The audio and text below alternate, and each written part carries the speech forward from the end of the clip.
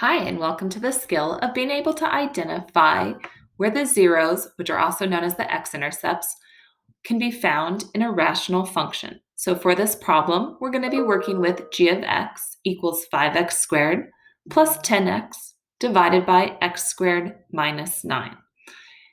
So take a moment and write this problem down. Now, throughout the unit, you've been taught that it's really important to factor. Factoring can help us to identify a lot of things. So for the numerator, if we start with this, we might notice that this has a GCF, and both terms are divisible by 5, and both terms also are divisible by x. So we can pull out the 5x, and then we'd be left with 5x times x would get us the 5x squared. And 5x plus times 2 would get us the 10x. So we can always check by distributing and seeing that that would work. Okay, then we've got divided by. If we look at x squared minus 9, we might notice it doesn't have a GCF. But what this is the difference of squares.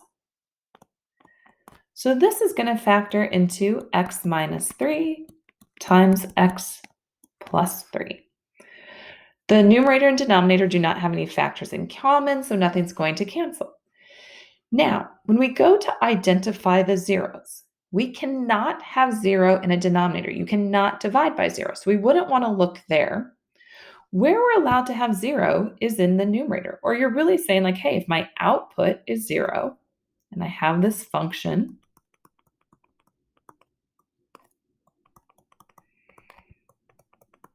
well, if we were solving this, we would multiply both sides by the x minus 3 over the x plus 3, and that would go away. So we're really left with 0 equals 5x times x plus 2, which is our numerator.